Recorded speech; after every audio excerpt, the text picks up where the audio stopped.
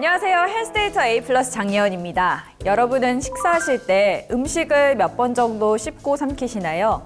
건강을 위해서는 오래 꼭꼭 씹는 게 좋다고 알고 계셨죠?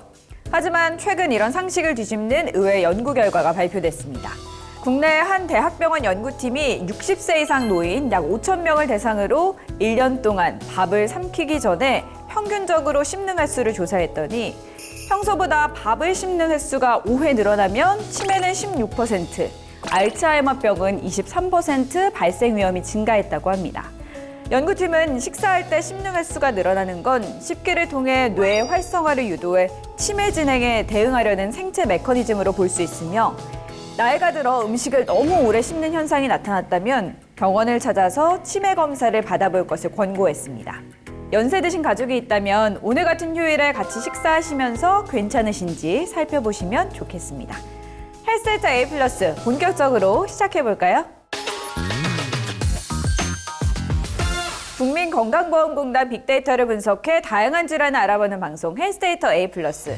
오늘 살펴볼 첫 번째 질환은 말초혈관 질환입니다.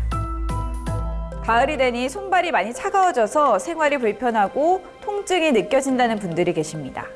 이럴 땐 말초혈관의 혈액순환에 문제가 있는지 의심해 볼 필요가 있다는데요. 전문의 선생님 연결해서 자세히 알아보겠습니다. 선생님 안녕하세요. 안녕하세요. 2023년 기타 말초혈관 질환 진료 환자 빅데이터를 분석하면 40대부터 10,000명대로 늘어서 60대 환자가 가장 많습니다. 선생님, 말초혈관 질환 어떤 질환인지부터 알려주시죠. 넓은 의미에서 말초혈관 질환은 심장과 뇌에 혈액을 공급하는 혈관을 제외한 나머지 혈관을 의미합니다. 일반적으로 얘기하는 말초혈관 질환은 대부분 다리혈관, 특히 말초동맥혈관을 지칭하게 됩니다. 말초동맥에 죽상동화나 혈전 등에 의해서 혈관에 협착 또는 폐쇄가 생기게 되며 이게 증상으로 발현하는 경우 말초혈관 질환이라고 얘기를 합니다. 말초혈관 질환의 구체적인 증상은요? 네, 초기에 약간의 협착만 있는 경우 대부분의 경우 무증상입니다. 혈관에 협착은 있지만 혈액 공급은 충분하기 때문입니다. 협착의 정도가 더 심해지면 운동 시 허혈성 통증을 유발하게 되는데 이는 다리에 근육이 많기 때문에 운동 시 혈류량이 늘어나야 하는데 불충분한 혈액 공급으로 인해 허혈성 통증이 생기고 휴식 시에 좋아지게 됩니다. 이를 파행성 보행이라고 합니다. 더욱 협착이 심해지게 되면 휴식 시에도 통증이 발생하게 되고 더 심한 경우에 피부 괴사가 생기게 되는데 경우에 따라서는 절단적 치료가 필요한 경우도 있습니다. 말초혈관 질환을 척추 디스크로 착각하는 분들도 많다는데요. 척추 질환과 말초혈관 질환 모두 하지 통증을 유발하기 때문에 오인되는 경우가 많습니다.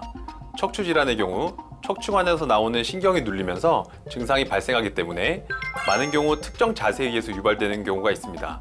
반대로 혈관 질환의 경우 운동 시 불충분한 혈액 공급으로 인해 파행성 보행이 생기게 되는 것이 특징이라고 할 수 있겠습니다. 또 유사하게 말초 정맥 질환인 경우도 있는데요. 정맥의 경우 저류에 의해 발생하는 경우가 많기 때문에 오래 앉아서 작업을 하거나 오래 서서 일하는 경우 다리가 무겁고 터질 것 같은 느낌을 유발하게 됩니다. 말초혈관 질환이 잘 생길 수 있는 위험군이 있다고요? 말초혈관 질환의 경우 잘 알려진 위험인자로 고혈압, 당뇨, 이상지질혈증이 있습니다.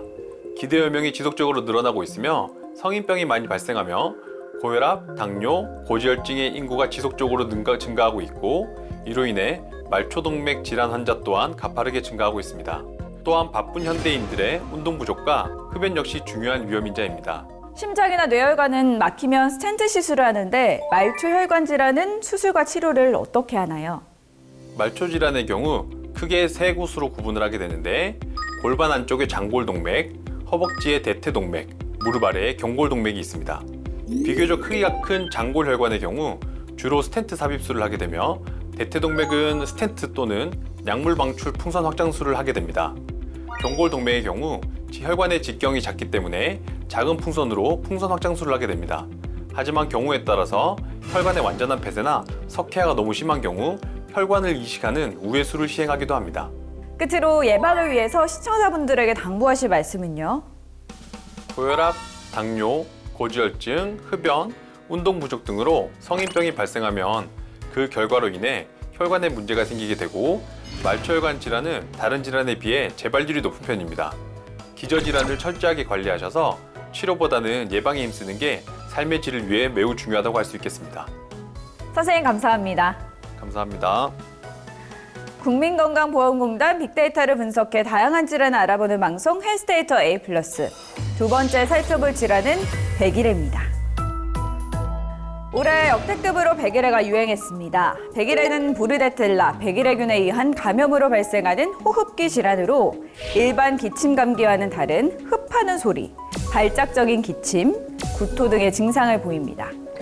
빅데이터 분석 결과 2023년 백일해 진료 환자 10월부터 증가해 11월에 그리고 10대 미만에게서 가장 많았습니다.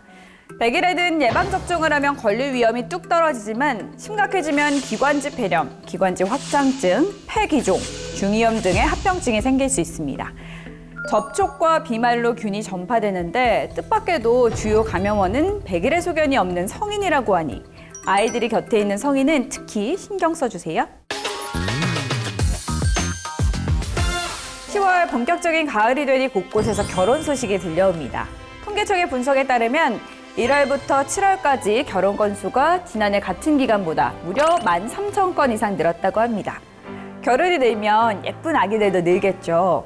건강보험에 가입된 영유아들은 생후 14일부터 71개월까지 성장 단계에 맞춘 영유아 건강검진을 구강검진 4회를 포함해서 총 12회 무료로 받을 수 있습니다.